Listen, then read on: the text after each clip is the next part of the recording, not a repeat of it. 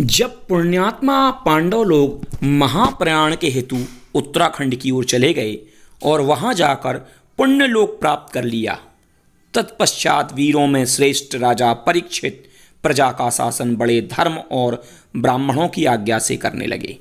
उन्होंने उत्तर नरेश की पुत्री इरावती के साथ अपना विवाह किया। उस उत्तम पत्नी से उनके 4 पुत्र उत्पन्न हुए।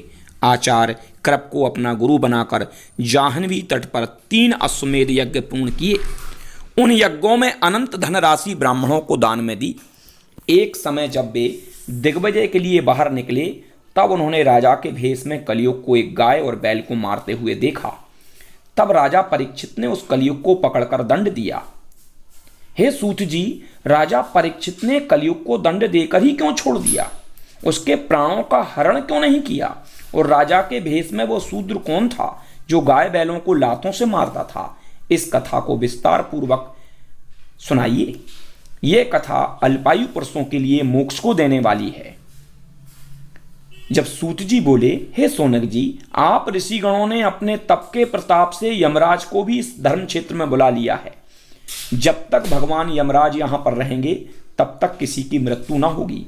इसलिए अल्पायु पुरुषों के लिए यह अति उत्तम समय है कि वे भगवान की लीलाओं का रसपान करें। मनुष्य अपनी आयु को व्यर्थ में ही व्यतीत करते हैं। रात्रि नींद में समाप्त हो जाती है और दिन काम धंधों व खाने पीने के चक्कर में समाप्त हो जाता है। इसलिए भगवान की लीलाओं का वर्णन जितने समय होता है वही सदुपयोग में समझा जाता है। अब मैं आपसे वही पुण्य कथा वर्णन करता हूं, आप सुने। सूत जी बोले, राजा परीक्षित कुरु जंगल देश में आनंद पूर्वक राज्य करते थे। जब उन्होंने देखा कि कलयुग ने मेरे राज्य में प्रवेश कर लिया है, तब उन्हें दुख तो विशेष हुआ, किंतु यह जानकर कि युद्ध करने का अवसर तो अच्छा हाथ लगा है, उन्होंने दुख को त्याग कर युद्ध के लिए अपनी चतुरंगणी सेना तैयार की और श्याम वर्ण के घोड़ों से जुते हुए रथ में, जिसमें सिंह की ध्वजा थी, धनुष बाण लेकर वे नगर से बाहर निकले। उन्होंने भद्राक्ष, केतुमाल, भारत, उत्तार कुरु जंगाल एवं किम्पुरुष आदि देशों पर विजय करके अपने राज्य में मिलाया और वहां के राजाओं को अपनी अधिकार में किया। उस दिग्विजय में उनको अपने पूर्वज पांडवों का सुयश सर्वत्र सुनाई दिया। यदुवंशी भगवान श्री कृष्णचंद्र से उनकी कैसी घनिष्ठता थी, यह सब चरित्र उन्होंने सुने। महामना राजा परीक्षित उन चरित्रों को सुनकर अति प्रसन्न हुए और चरित्र सुनाने वालों को बहुत सा धन दान में दिया। तब महात्मा परीक्षित ने भगवान श्री कृष्णचंद्र की लीलाएं सुनी कि वे प्रेम के बस होकर पांडवों के सारथी, दूत, सखा, सभासद, यहाँ तक कि सेवक भी बनकर रहे। वह रात को जब पांडव लोग सो जाते थे, तब वे वीरासन से बैठकर पांडवों के शिविरों की रक्षा करते थे। इतना ही नहीं, उन्होंने अपने प्रिय पांडवों के चरणों में संपूर्ण विश्व को झुका दिया था। इस प्रकार की भगवत लीला सुनकर परीक्षित गदगद हो जाते थे और दिन प्रतिदिन भगवान श्री कृष्णचंद्र की भक्ति उनके हृदय में बढ़ती जाती थी। उन्हीं दिनों एक दिन धर्म बैल के रूप में गाय रूपणी पृथ्वी से मिला। गाय के नेत्रों से आंसू बह रहे थे। यानी जो बैल था वो धर्म था और गाय जो थी वो पृथ्वी थी। अब धर्म वह श्रीहीन सी प्रतीत हो रही थी, गाय के नेत्रों से आंसू बह रहे थे। तब धर्म रूपी जो बैल था, उसने गाय रूपी पृथ्वी से पूछा, हे देवी, तुम्हारा यह मुख क्यों मलिन हो रहा है? तुम श्रीहीन सी क्यों प्रतीत हो रही हो?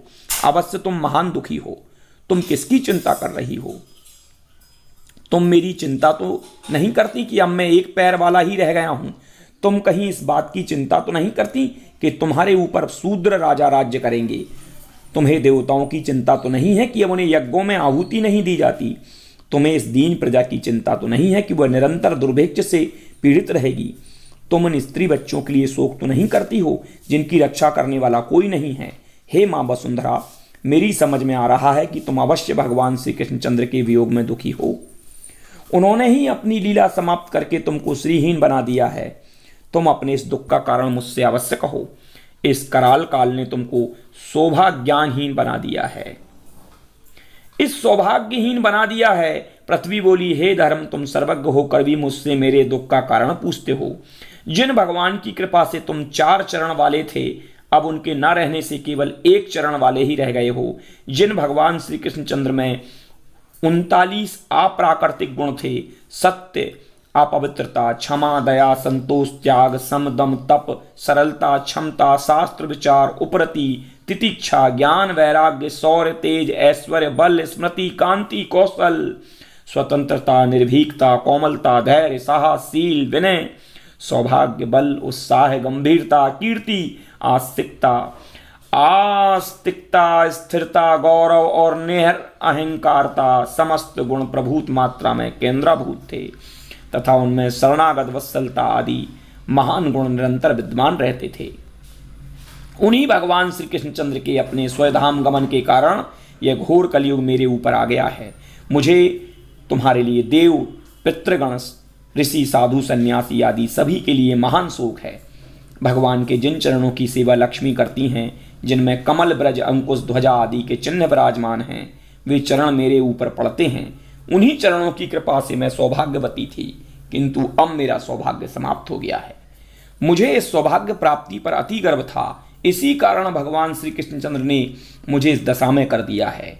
उन्होंने यदुवंश में प्रकट होकर संपूर्ण असुरों तथा पापी राजाओं की सहस्त्रों अक्षुणी सेनाओं का संहार करके मेरा भार हल्का किया था। अपने बाहुबल से उन्होंने तुम्हें भी 4 चरणों वाला बना दिया था। भला ऐसे भगवान श्री कृष्णचंद्र का विरह किसको दुखदाई न होगा। धर्म और पृथ्वी परस्पर इस प्रकार की बातें कर रहे थे। उसी समय राजा परीक्षित पापनाशनी सरस्वती नदी के तट पर आए। सूत जी बोले, हे सोनक जी, अरे दुष्ट करिकाल तू देता दुख महान, पांडु पौत्र मारन चले लेकर मैं धनुबान। सूत जी बोले, हे सोनक जी, उस सरस्वती नदी के तट पर महाराज परीक्षित ने मुकुटधारी एक शूद्र को हाथ में डंडा लिया, एक गाय और एक बैल को बुरी तरह पीटते हुए देखा। वह बैल बड़ा सुंदर था, उसका रंग बड़ा सफेद था, किंतु पैर एक ही था, और शूद्र के भय से वह भयभीत होकर कांप रहा था एवं मलमूत्र त्याग रहा था। निकट ही में वह गाय, जो कामधेनु के समान सुंदर थी, उस शूद्र के द्वारा ठोकरें खा रही थी। वह भूखी प्यासी नेत्रों से अश्रु बहा रही थी। महाराज परीक्षित, जो कि स्वर्ण के रथ में विराजे हुए थे, अपने धनुष बाण को चढ़ाकर मेघ के समान गंभीर वाणी में ललकारते हुए बोले, रे दुष्ट पापी नराधम, तू कौन है जो इस गाय और बैल को बुरी तरह से मार रहा है? तेरा भेष तो राजा का सा है, किंतु तेरा कर्म शूद्रों जैसा है। क्या तूने अर्जुन के इस गांडीव धनुष को नहीं पहचाना? तू इस निर्जन स्थान में निरपराध पशुओं को इस प्रकार सता रहा है।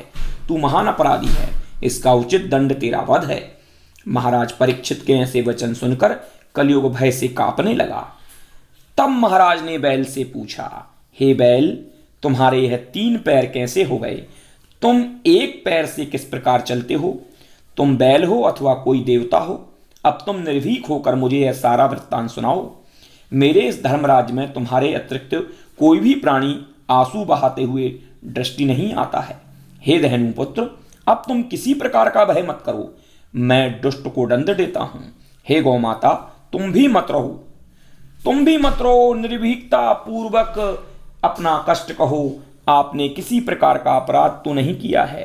फिर आपके यह 3 पैर किसने काट लिए हैं? किस दुष्ट ने पांडवों की पवित्र कीर्ति में कलंक लगाया है? जिस राज्य में शेर और गाय एक घाट पानी पीते हैं, उस राज्य में यह घोर पाप किसने किया है? चाहे वह पापी साक्षात देवता ही क्यों ना हो, मैं उसके हाथ काट दूंगा। तब धर्म बोला, हे महाराज, आपने पवित्रतामा पांडवों के कुल में जन्म लिया है। आपके पूर्वज भगवान श्री कृष्णचंद्र के परम भक्त थे, अतः वह वचन आप ही के योग्य हैं। हे राजन, हम यह नहीं जानते कि संसार के जीवों को कौन क्लेश देता है। शास्त्रों में भी इसका निरूपण अनेक प्रकार से किया गया है। जो लोग द्वैत को नहीं मानते, वे दुख का कारण अपने आप को ही स्वीकार करते हैं। कोई प्रारब्ध को ही दुख का कारण मानते हैं, कोई कर्म को ही दुख का कारण मानते हैं। कतिपय विद्वान स्वभाव को और कतिपय दुख का कारण ईश्वर को मानते हैं। हे राजन, अब आप ही निश्चित कर लीजिए कि दुख का कारण कौन है। सूत जी बोले, हे सोनक जी, सम्राट परीक्षित ने जब उस बैल के ऐसे वचन सुने, तब वे अति प्रसन्न हुए। उनका क्लेश दूर हो गया और वे बोले, हे वृषभ, आप अवश्य बैल के रूप में धर्म हैं और यह गाय रूपणी पृथ्वी माता है। आप धर्म के मर्म को भली प्रकार जानते हो, इसी कारण तुमने दुख देने वालों का नाम चुगली के भय से नहीं बताया है। हे धर्म, सतयुग में तुम्हारे तप, पवित्रता, दया और सत्य 4 चरण थे। त्रेता में 3 चरण रह गए, द्वापर में 2 ही रह गए और अब इस कलयुग में केवल 1 सत्य चरण ही रह गया है। यह अधर्म रूपी कलयुग अपने असत्य से उस चरण को भी नष्ट करने का प्रयत्न कर रहा है। भगवान श्री कृष्णचंद्र ने उस गौ माता रूपणी पृथ्वी का भार हल्का कर दिया था। अब उनके गोलोक धाम गमन से दुष्ट पापी शूद्र राजा लोग इसे भोगेंगे, इस कर पाप करेंगे, इस कारण यह माता दुखी है। इतना कहकर राजा परीक्षित ने उस पापी शूद्र राजा भेषधारी कलयुग को मारने के लिए अपनी तीक्ष्ण धार वाली तलवार निकाली। जब कलयुग ने देखा कि अब मेरे प्राण नहीं बच सकते, तब व्याकुल होकर झटपट अपने राजसी भेष को त्याग कर राजा परीक्षित के चरणों में गिर गया। राजा परीक्षित बड़े शरणागत वत्सल थे। उन्होंने शरण में आए हुए कलयुग को मारना उचित ना समझकर उन्हें दया आ गई और हंसकर इस प्रकार बोले, हे कलयुग, तू मेरी शरण में आ गया है, अब तुझे कोई भय नहीं रहना चाहिए, किंतु तू अधर्म का साथी है, अतः तुझे मेरे राज्य में नहीं रहना चाहिए। अधर्म व पाप, झूठ, चोरी, कपट, दरिद्रता आदि अनेक उपद्रवों का मूल कारण केवल तू ही है। इसलिए मेरे राज्य में एक पल को भी न ठहर, यहाँ से शीघ्र ही चला जा। मेरे राज्य में धर्म और सत्य का निवास है। इस राज्य में धर्मात्मा, साधु, संत, सन्यासी, बड़े बड़े याज्ञिक तथा श्री हरि के भक्त रहते हैं। देवताओं की पूजा होती है। सूत जी बोले, हे सौनक जी, राजा परीक्षित के ऐसे कठोर वचन सुनकर और तलवार हाथ में लिए हुए काल रूप अपने सिर पर गरजते हुए जानकर कलयुग भय से कांपने लगा और विनय पूर्वक बोला, हे धर्मात्मा, राजन, आपका सारा राज्य इस पृथ्वी पर है, फिर आप मुझे वह स्थान बताइए जहां मैं निर्भरता से रह सकूं। जिधर देखता हूं उधर ही आपको काल रूप तलवार हाथ में लिए देखता हूं। मेरे रहने योग्य कोई भी स्थान मेरी दृष्टि में नहीं आता है। सूत जी बोले, हे सौनक जी, कलयुग के वचन सुनकर धर्मात्मा परीक्षित को उस पर दया आ गई और बोले, हे कलयुग, तेरे लिए मैं 4 स्थान बताता हूं। तू ध्रुत क्रीड़ा, यहां जुआ होता हो, मद्यपान, जहां शराब का सेवन होता हो, स्त्री संग और हिंसा, इन स्थानों में असत्य, मद, आसक्ति एवं निर्दयता निवास करते हैं। कलयुग बोला, हे उत्तरानंदन, ये 4 स्थान मेरे लिए अपर्याप्त हैं, और भी कोई स्थान मुझे बतलाइए। तब दया सागर राजा परीक्षित ने उस कलयुग पर दया करके 5वां स्थान सुवर्ण यानी सोना दे दिया।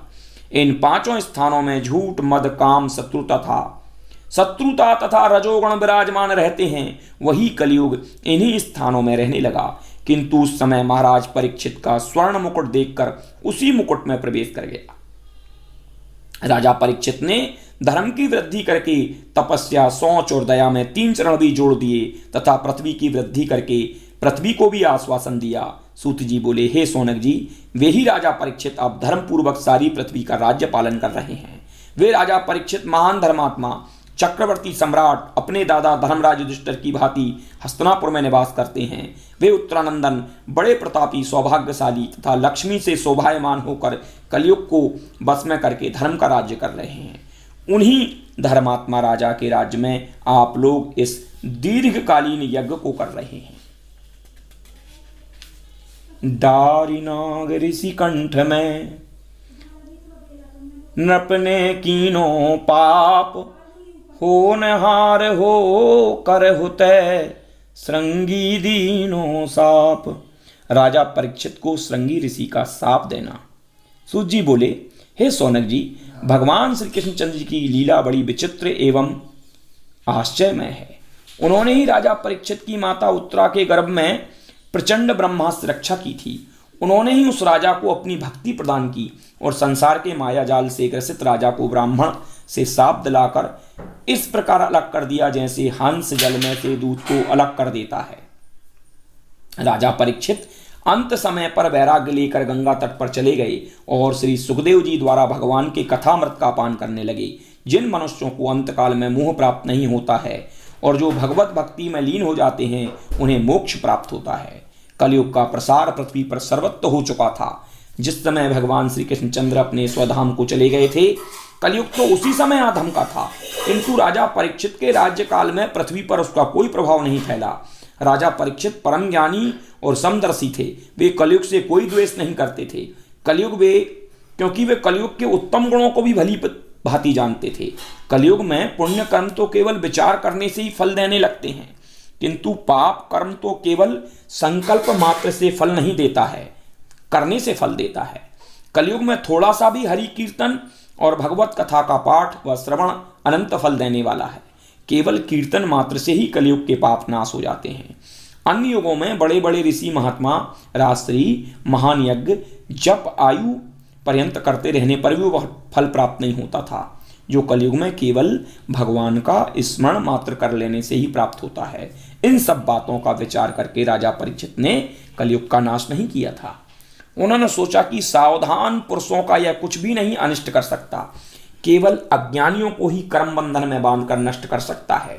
ऋषिगण बोले, हे सूत जी, आप दीर्घायु हो, आप हमें भगवान की लीलाओं का रसपान कराते हो। दीर्घ काल से यज्ञ करते हमारे केस धूमिल हो गए हैं, किंतु फिर भी वह कोई विश्वास नहीं है कि इन यज्ञों से हमें भगवान की प्राप्ति होगी अथवा नहीं। किंतु आपने हमें कथामृत का पान कराकर थोड़े से काल में ही भगवत भक्ति प्रदान की है। हे सूत जी, आप अपने जीवन का आश्रय केवल भगवान को ही मानते हैं। आपने सत्पुरुषों का संग करके भगवत कथा का पूर्ण ज्ञान प्राप्त किया है, अतः आप इस भगवत कथा को विस्तार पूर्वक वर्णन करने की कृपा कीजिए। राजा परीक्षित ने श्री सुखदेव जी से जिस प्रकार विशुद्ध भागवत भक्ति का प्राप्त किया था उसको हमें सुनाइए।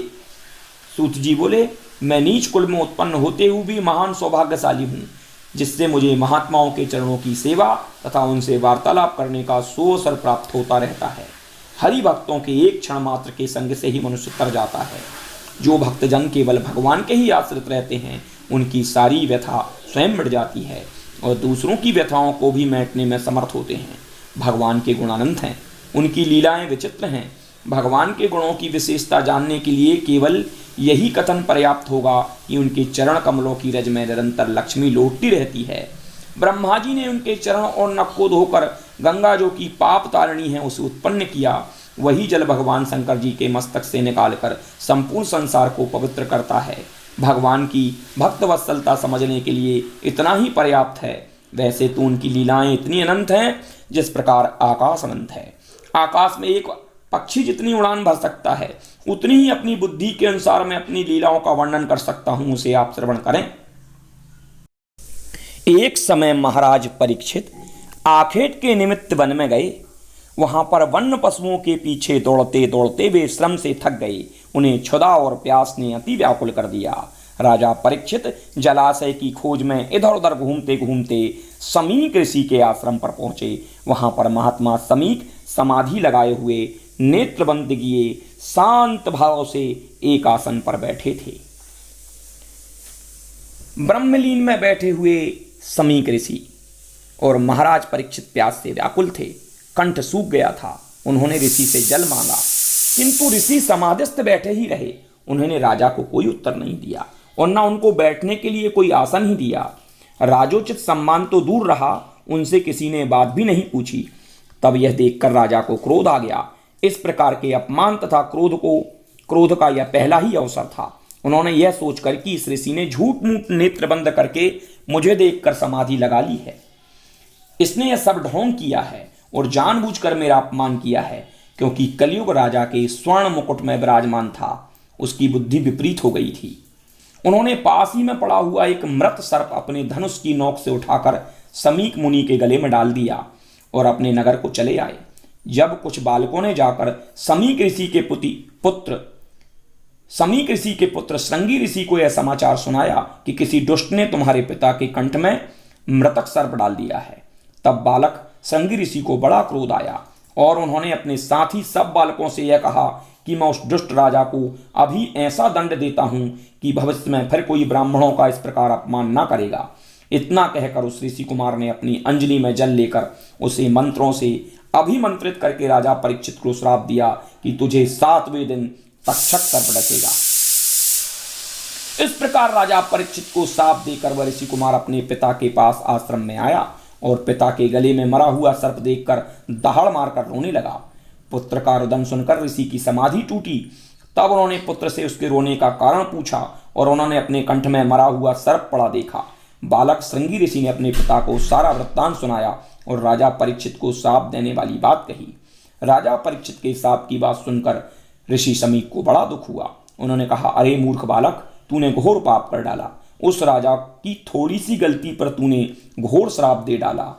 तैने भगवत भक्त राजा को श्राप देकर प्राणियों का बड़ा अनर्थ किया है। उसके राज्य में सारी प्रजा सुखी है। हम लोग निर्भरता से जप तप यज्ञ करते रहते हैं। उस धर्मात्मा राजा के राज्य में सिंह और गाय एक घाट पर पानी पीते हैं। चोरों और लुटेरों का नाम नहीं है। अब राजा के न रहने पर प्रजा में विद्रोह एवं वर्ण संकरता फैल जाएगी। अधर्म का साम्राज्य छा जाएगा। यह राजा साप के योग्य कदापि नहीं था। तूने ऐसा निष्पाप राजा का घोर अपराध किया है। ऐसा ना हो कि राजा तुझे साप दे दे, किंतु वे परम ज्ञानी हैं, ऐसा नहीं करेंगे। ऋषि समीक अपने पुत्र के अपराध से इस प्रकार अस्ताने पछताने लगे। तक्षक द्वारा मृत्यु सुनी, कीनो अनसन राय, कीन कृपा सुखदेव जी, दियो कथा मृत्यु प्याय।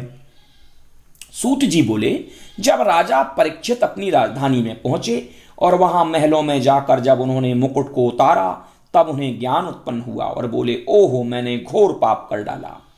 नीच पुरुषों की भांति मैंने निरपराध ब्राह्मण के कंठ में मरा हुआ सर्प डाल दिया। वे परम तेजस्वी ऋषि थे। मैं दुर्बुद्धि के कारण उन्हें पहचान न सका। वे अपने भजन में समाधिस्थ थे। मैंने उन्हें ढोंगी समझकर दुर्व्यवहार किया।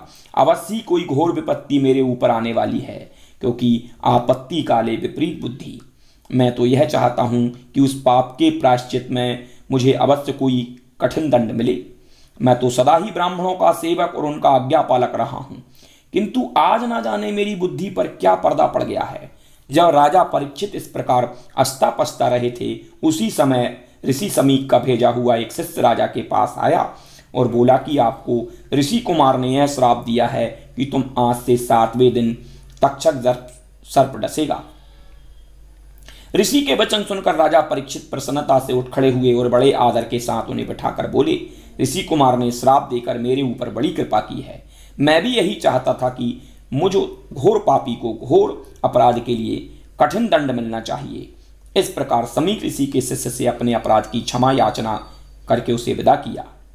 तत्पश्चात राजा परीक्षित ने अपने भविष्य का कर्तव्य निश्चित करके अपने समर्थ पुत्र जन्मेजय को राज तलक कर दिया। अपने संपूर्ण राजसी वस्त्राभूषणों को त्याग कर केवल चीर धारण करके आमरण अनशन व्रत लेने के हेतु गंगा तट पर बैठ गए। उन्होंने अपने संपूर्ण नगर निवासियों तथा रनिवास की स्त्रियों और कुटुंबियों को तथा राजा जन्मेजय को अपना अपना कर्तव्य भली प्रकार समझाकर विदा कर दिया। तत्पश्चात अपनी समस्त आसक्तियों को त्याग कर अनन्य भाव से भगवान श्री कृष्णचंद्र के चरणों में ध्यान लगा दिया। जब राजा परीक्षित के राज्य त्याग और अनशन व्रत तथा संगी ऋषि के शाप का वर्णन जब ऋषि मुनियों ने सुना, तो वे अपने अपने आश्रमों से शिष्य सहित राजा परीक्षित के दर्शनों के लिए गंगा तट पर पधारे।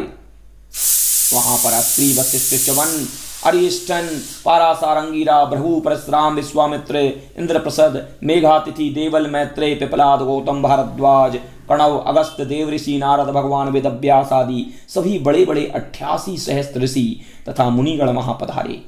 राजा परीक्षित ने सबका यथोचित समयानुकूल सत्कार किया, उन्हें बैठने को आसन दिया। तब उन्होंने उनके चरणों की वंदना की और कहा, आज मैं महान भाग्यशाली हूं कि मुझे अनायासी देवतुल्य संपूर्ण ऋषियों के दर्शन हुए।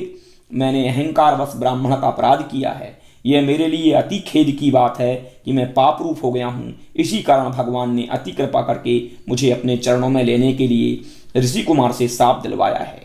यदि ऐसा भगवान ना करते तो मैं सांसारिक मोहजाल में मकड़ी की भांति फंसा रहता। उस श्राप के कारण ही मैं संसार से विरक्त हो गया हूँ। मुझे तक्षक के डसने तथा मृत्यु का कोई भी भय नहीं है। मैं चाहता हूँ कि आप लोग भगवान की अमृतमयी लीलाओं का वर्णन करें। मैं आप लोगों के चरणों में बार बार प्रणाम करता हूँ। केवल मैं यही चाहता हूँ कि भगवान श्री कृष्णचंद्र की लीलाओं में मेरी श्रद्धा भक्ति दिन पर दिन बढ़े। मैं किसी भी योनि में जन्म लूँ, मुझे उन्हीं की भक्ति तथा सत्पुरुषों का सत्संग प्राप्त होवे। धर्मात्मा राजा परीक्षित परम ज्ञानी थे। उन्होंने मृत्यु को जीत लिया था। उन्हें उससे तनिक भी भय नहीं था। वे गंगा जी के दक्षिण तट पर पूर्व की ओर मुख करके उसके आसन पर विराजमान थे। जब राजा परीक्षित इस प्रकार अनशन व्रत का संकल्प लेकर बैठ गए, तब सभी देवता बड़े आनंद से उन पर पुष्पों की वर्षा करने लगे। संपूर्ण आए हुए ऋषि समाज ने राजा की भूरी भूरी प्रशंसा की और बोले, हे राजऋषि, आप इस वंश में उत्पन्न हुए हो जिसमें आपके पूर्वज पांडव लोग भगवान श्री कृष्णचंद्र के परम भक्त थे, अतः आपका भगवत भक्ति में प्रेम होना कोई आश्चर्य की बात नहीं है। तब ऋषि लोगों ने आपस में निश्चय किया कि राजऋषि परीक्षित की मृत्यु तक यहीं रहकर उन्हें हरि कथा सुनावेंगे। ऋषियों के ऐसे मधुर वचन सुनकर राजा परीक्षित अति प्रसन्न हुए और बोले, हे महात्माओं, आप सभी परम ज्ञानी, तत्ववेत्ता तथा भगवत परायण हैं। मेरे ऊपर कृपा करके मेरे कर्तव्य का निश्चय करा के मुझे वह सुगम मार्ग बताइए जिसके करने से मैं भगवान को प्राप्त कर सकूं। अल्पायु वाले सब प्राणियों के लिए सभी दशाओं में, विशेषतः मुझ जैसे शीघ्र मरने वाले के लिए शरीर व अंतःकरण से कौन सा कर्म करना चाहिए। राजा परीक्षित जब इस प्रकार संपूर्ण मुनि समाज से प्रार्थना कर ही रहे थे कि उसी समय स्वेच्छा से विचरण करने वाले परम ज्ञानी जन्म मृत्यु सरहित व्यास जी के पुत्र श्री सुखदेव जी वहां पधारे। वे परम योगी बहुत से बच्चों तथा स्त्रियों से घिरे हुए थे। उनके शरीर पर कोई वस्त्र नहीं था। वे अवधूत भेष में थे। उनकी अवस्था सैकड़ों वर्ष की होते हुए भी वे सदा 16 वर्ष के ही प्रतीत होते थे। उनके सभी अंग प्रत्यंग सुकोमल तथा सुकुमार थे। उनकी आकृति अति सुंदर, नेत्र विशाल, नासिका ऊंची तथा कान बराबर थे। भरे हुए कंधे, शंख के समान गर्दन, उभरा हुआ सुडौल वक्षस्थल, लंबी भुजाएं, घुंघराले बिखरे हुए केस तथा दिगंबर थे। उनका यौवन चित्त आकर्षक था। वे स्त्रियों के मन को अपनी मधुर मुस्कान से सदा चुराते थे। जब ब्रह्मगानी श्री सुखदेव जी वहां पधारे तब उन्हें देखते ही संपूर्ण ऋषि लोग उठ खड़े हो गए। जब राजा परीक्षित ने सूर्य के समान प्रकाशमान श्री सुखदेव जी को अतिथि रूप में पधारते हुए देखा तब वे उठ खड़े हुए और सिर झुकाकर उन्हें प्रणाम किया। तत्पश्चात अर्धपाद और माला आदि से श्री सुखदेव जी की पूजा की और बैठने के लिए उच्च आसन प्रदान किया। जब श्री सुखदेव जी आसन पर विराजमान हो गए, जब संपूर्ण ऋषि, महर्षि तथा राजऋषि भी अपने अपने आसनों पर बैठ गए, वहां पर शांति छा गई और एक अलौकिक महिमा का उद्गार बह निकला।